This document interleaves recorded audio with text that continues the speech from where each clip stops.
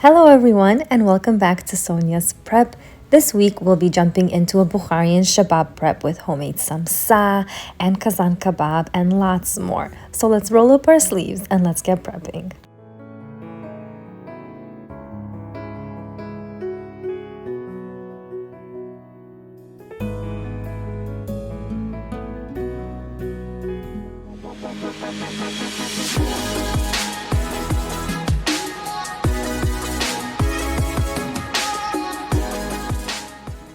I had a really busy week this particular week, and I was so happy that I had some dough in the freezer to make samsas, or Gozhgizhge as they're called. I have an entire video dedicated on the recipe and the method, so if you'd like to check it out, I'll have it linked down below for you. All I had to do was defrost the dough, fill it with some meat filling, and then I egg washed it. I placed some sesame seeds over the top. You don't have to if you don't like it. But I think it definitely adds a nice look to it. Some also like to even add some nigella seeds over the top, which are those little black seeds, which are not my family's favorite, but some people do enjoy them. This basically gets baked in the preheated oven at 400 degrees for 35 to 45 minutes. And this usually makes for an excellent starter in our Bukharian home, and in many Bukharian homes you will usually see this in parties or at Shabbat events. It's not Shabbat in our home lately unless we have some delicious sourdough bread to go along with our meal, so I'll be baking them off today as well. Once you make them, they really do become quite addictive. So once I've tried it, I think it was 2020 when I started to get into it, and I have been making it ever since. And I do have a whole dedicated video on that if you're interested in the recipe and in the method. There's a whole guide for you over there on how to make it, so I'll link it down below for you as well. This is what the Gozhgizhge or the samsas look like when they are fully done. They're perfectly crispy on the outside and juicy on the inside. After about 25 minutes, the sourdoughs are halfway done cooking. I'll just be uncovering them and placing them back into the oven to finish the cooking process with the lid uncovered. Wanted to try something new, wanted to make scallion pancakes. You add in 1 cup of all-purpose flour, half a cup of water, and about a teaspoon or 2 of salt. The water has to be like hot, so mix it around until the dough forms.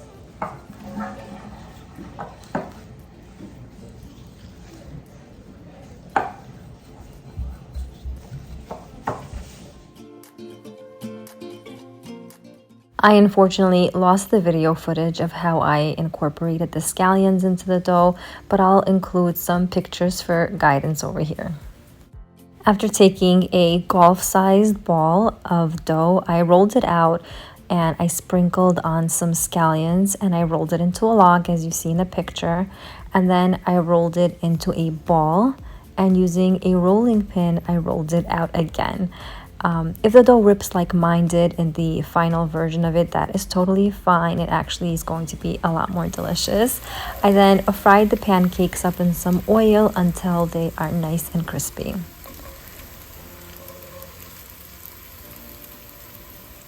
While I wait for my pancakes to cool, I'll be making an eggplant salad with duck sauce, and I have shared this recipe in my very first, I think, Shabbat prep video that I ever made on my channel. So I thought it was definitely time to show it to you again. So I basically sliced my eggplants into circles and I dipped each one into oil as you saw before placing them onto the baking tray. I then broil them for about 5 to 7 minutes on each side until they're basically browned. You can definitely fry these up if that's easier for you. I just prefer to do it this way. There's less mess in the kitchen and it's all done in the oven.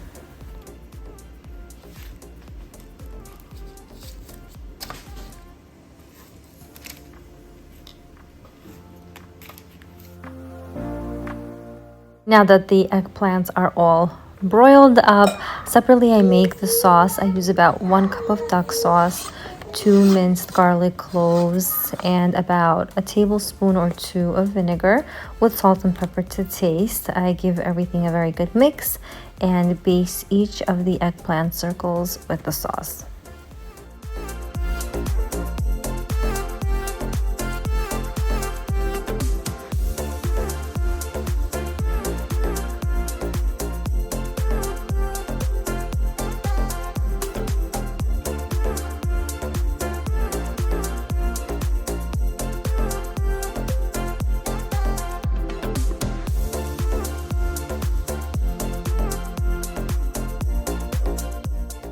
Right before Shabbat starts, I like to prepare the topping for the scallion pancakes.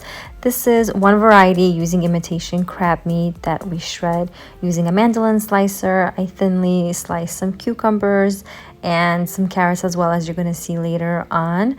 And my daughter is over there helping me along. She loves being in the kitchen. This is the mandolin slicer that I use, so I'll just be thinly slicing all the other vegetables and combining everything together.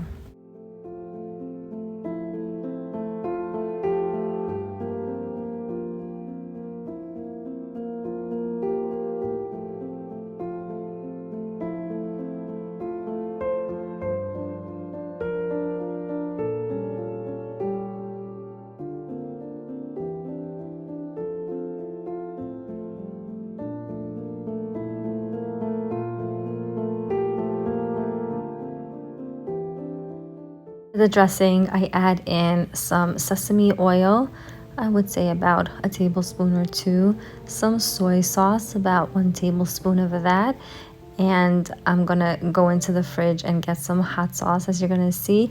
And this is just like a kani salad recipe, so I like to add just a little bit of hot sauce to make it just a tiny bit spicy. If you don't like it, you could obviously omit that. I'm also going to be adding in some mayo, giving everything a good mix.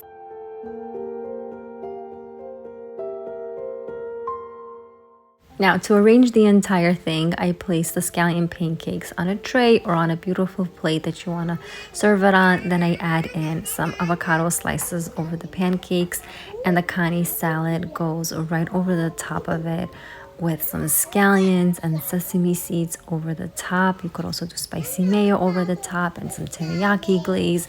It's really, really delicious and show-stopping, I guess, presentation when you're hosting and having a Shabbat meal. This is obviously not Bukharian, but we do have a mix in our home. We do incorporate different foods and flavors. So I just wanted to show you real life, I guess, how I prep in the kitchen. I incorporate a lot of things together. Now it's time to make the actual meal. So we're having a little like birthday celebration as well, because of my birthday and my mom's birthday and my twin's birthday. And just gonna be making some lamb with potatoes. And it's so simple. You just take lamb, season it. The only thing you really need is Montreal steak seasoning and a little bit of salt. But I'm adding in some cumin, coriander, seasoning one side, plopping it in, and then seasoning the other side.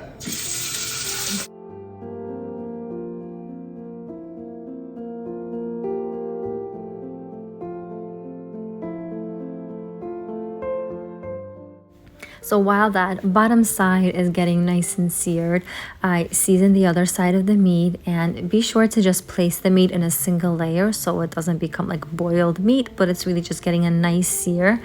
And so this pot is called a Kazan. It is a cast iron pot in the shape of a wok, as you can see, but it's nice and thick, and it just makes the food taste really, really delicious. I found it in a local, I guess, Bukharian shop, or they're not even Bukharian, they just sell pots and pans.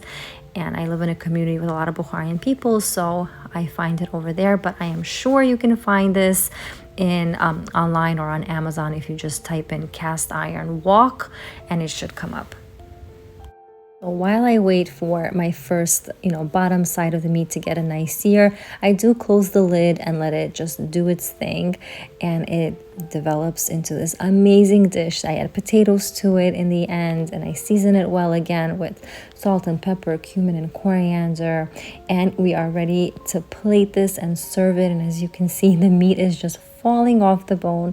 It cooks basically for about 2 hours, depending obviously on how much meat you add, but it is finger licking good and absolutely delicious.